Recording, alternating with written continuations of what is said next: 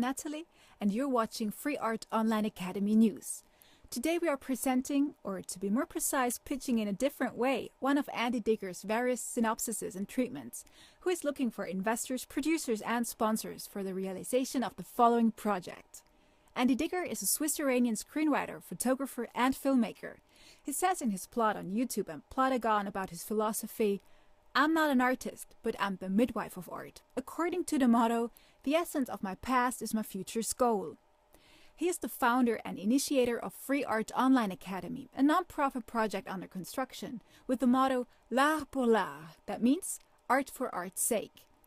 All his works are based between creativity in art and visions in science.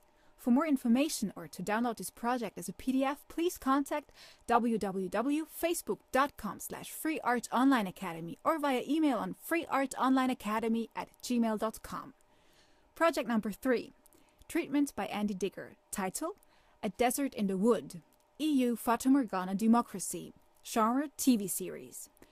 Ramin Irani, 34, an Iranian living in exile in Germany, has a history.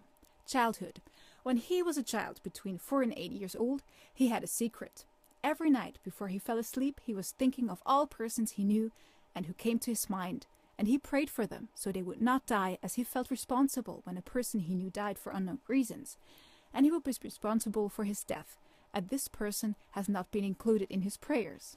That's why every evening he lay awake until he had included in his prayers and thoughts everybody he knew. Teenager. He was an admirer of Europe because of its democracy and legal responsibility. He held up Europe as an example. When he was 18, he came to Europe, integrating very fast into the European society, learning very quickly the German language.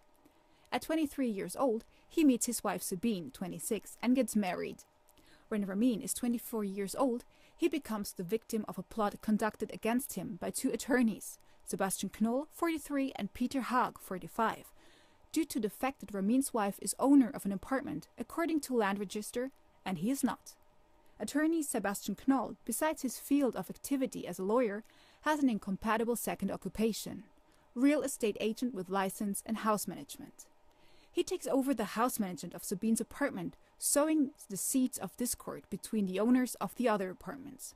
Sebastian Knoll doesn't only act as a house manager, but as a private lawyer and real estate agent, together with his partner Peter Haag, who is taking over at court the case of the conducted plot representing the owner of the building.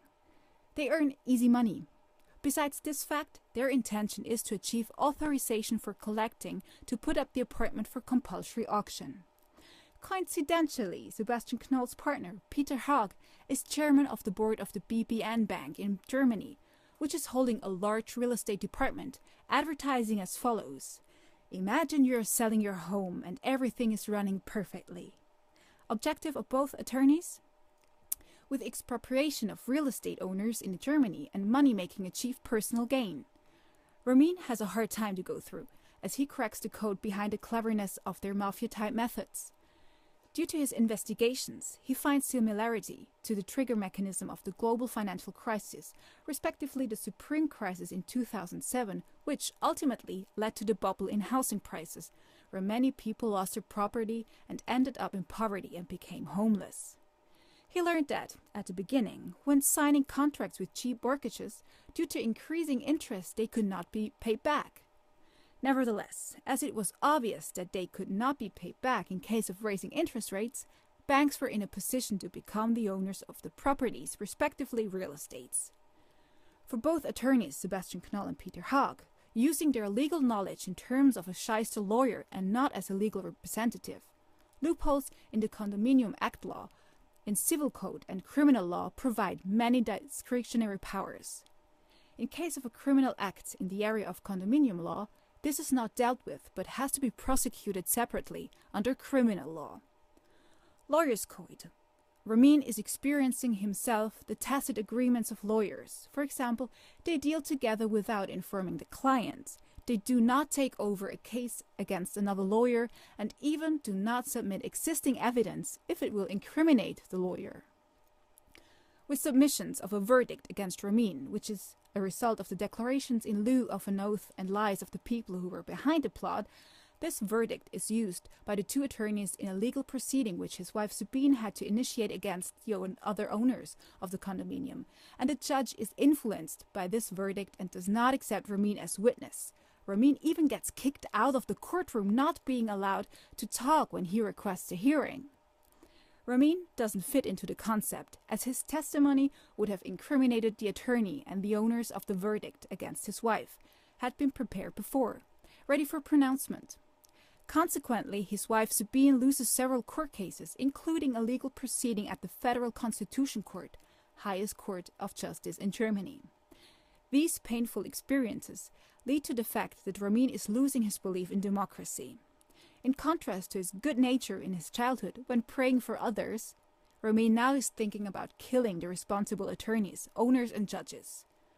Ramin, when living in Iran, was admiring European democracy and becomes the victim of a plot in Europe orchestrated by lawyers, their tacit and clandestinely made agreements with judges, German justice mafia, mopping up operation of court records by judges and prosecuting attorneys, showing their mightiness and arrogance in courtrooms without cameras, and breach of data protection, resulting in his conviction that, in fact, some judges who through their unfair and prejudiced judgments are the real killers, as they can literally kill people without weapons and bring someone on the brink of ruin and nobody can make them responsible.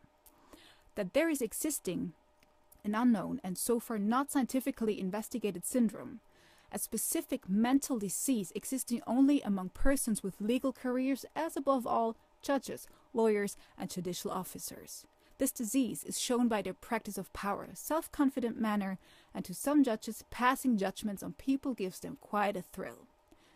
Before carrying out his plan to kill the judges, lawyers, and opponents, he tries to contact the most famous European criminal psychologist and profiler of serial killers, because he is convinced that he himself will be the fourth person the criminal psychologist does not know of so far. This criminal psychologist is always on TV, and his books claim he only would be engaged when it's too late. During his career, the criminal psychologist got to know only 3 persons who had exceptional talent and being able to foresee human behavior, and the most effective intellectual weapon, for example, using speech and words as a weapon, and anticipate situations and actions of human beings, 2 famous killers and William Shakespeare, to get to know, in the end, the needs of other people in order to manipulate and guide them. Their talent was to be able to read the mind of others and anticipate their thoughts. He wants to get to know if the criminal psychologist will be capable to prevent him from his plan. After the discussions with the criminal psychologist, he will not realize his plan because he is convinced that it will be the wrong way. Not because the criminal psychologist did persuade him, but by his own conviction and crucial experiences. The contact and discussions with the criminal psychologist happened only in his mind. Thank you for watching.